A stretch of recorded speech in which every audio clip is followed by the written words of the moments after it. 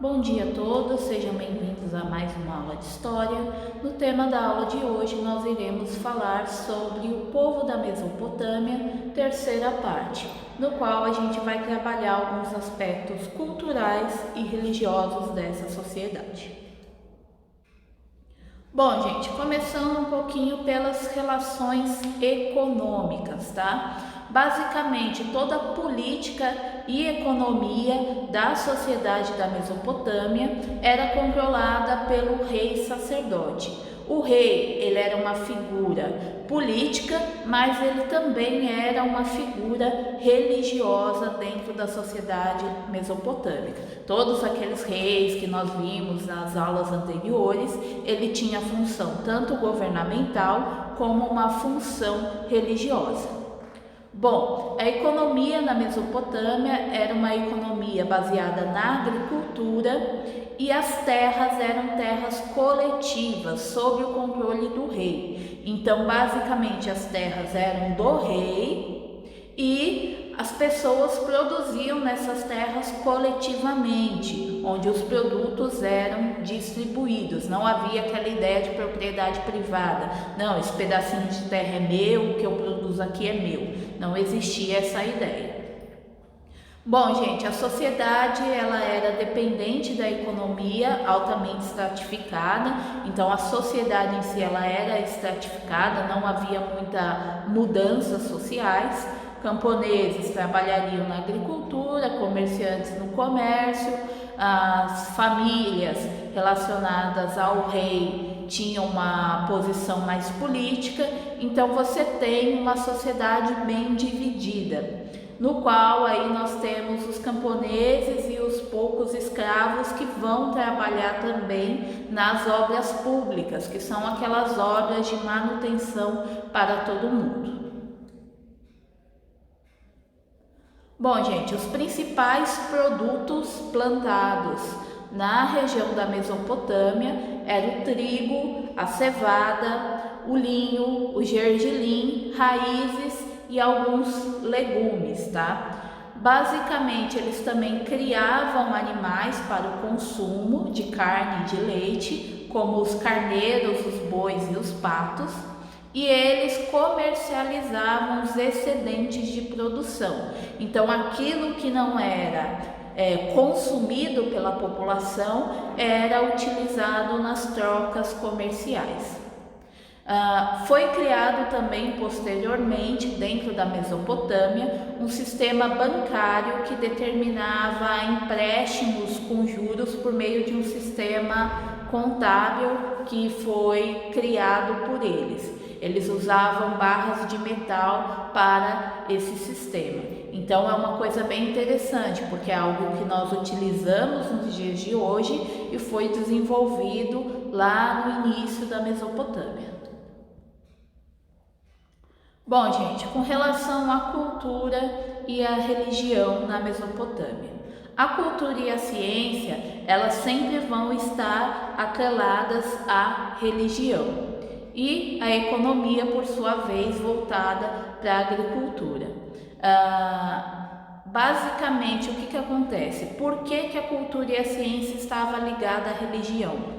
Porque havia uma necessidade do rei de consolidar sua autoridade, e a sua autoridade ela era imposta muitas vezes por conta das ideias religiosas, aquela ideia de um rei sendo também descendente dos deuses ou tendo ligação com o divino.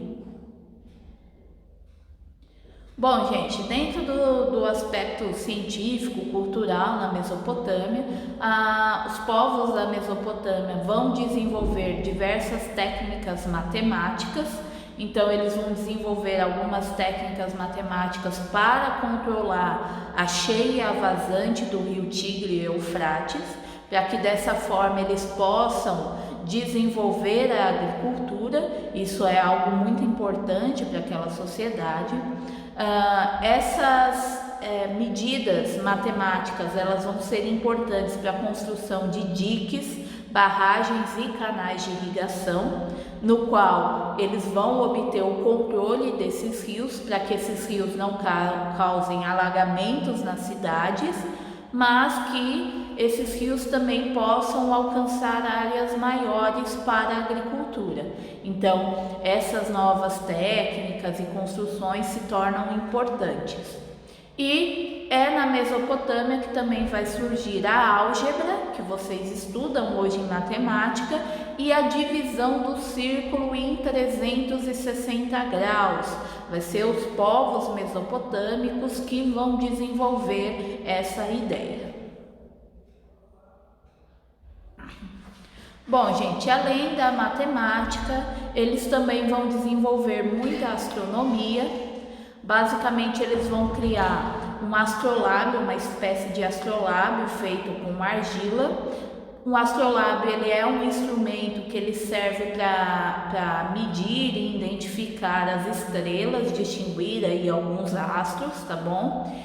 E eles também vão estudar os movimentos dos corpos celestes e eles vão desenvolver o calendário lunar. O que seria o calendário lunar? É um calendário feito a partir da movimentação da Lua. E aí, então, o que eles vão fazer? Eles vão dividir as semanas em 7 dias, o ano em 12 meses. E aí, eles vão também ter a divisão do dia em 2 períodos de 12 horas. Basicamente, a divisão que nós temos hoje, que nós utilizamos nos dias de hoje. Bom, gente, eles também vão se desenvolver na parte literária. A parte literária ela vai estar ligada à religião e a diversos feitos mitológicos. A principal obra conhecida daquela época e daquela sociedade é a Epopeia de Gilgamesh, que conta a história de um rei da Mesopotâmia que queria se tornar imortal. Então conta um pouquinho da trajetória dele em busca dessa imortalidade, de todos os desafios que ele enfrentou. No campo arquitetônico, a arquitetura ela também estava ligada à religiosidade. É uma arquitetura que tinha muito luxo, principalmente os zigurates, que é essa imagem que você está vendo. Os zigurates, eles eram grandes templos religiosos que visavam aí aproximar os seres humanos e as divindades, por isso que eles eram altos. Os zigurates eles também eram utilizados como hospitais, bibliotecas, celeiros e observatórios astronômicos. Principalmente por eles serem altos, era mais fácil você observar os céus dos zigurates. Bom, gente, com relação à religião, os povos da Mesopotâmia eles eram politeístas, ou seja, eles acreditavam em vários deuses. Seus deuses tinham representações de figuras masculinas e femininas, dependia aí do objetivo de cada culto. Os deuses eram considerados imortais e eram associados a fenômenos da natureza, mas eles tinham qualidades e defeitos humanos, tá? E cabia aos sacerdotes, tanto os homens quanto as mulheres, organizarem os templos e os cultos a esses deuses, as festas relacionadas a esses deuses. Cada cidade dentro da Mesopotâmia tinha aí o seu deus mais cultuado. Bom, os mesopotâmicos eles também acreditavam na ideia de vida após a morte e eles faziam alguns rituais para enterrar os seus parentes. Então eles enterravam os mortos com seus principais bens em câmeras subterrâneas que eram chamados de hipogeus ou de mausoléus. E basicamente eram túmulos coletivos usados por toda a família. Então era um local em que eles enterravam todos os membros da família.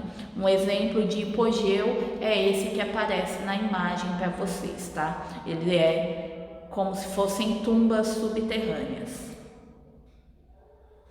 Bom, gente, por hoje é tudo. Espero que tenham gostado da aula. Hoje se encerra o nosso ciclo em torno da história da Mesopotâmia. Fiquem bem, até a próxima.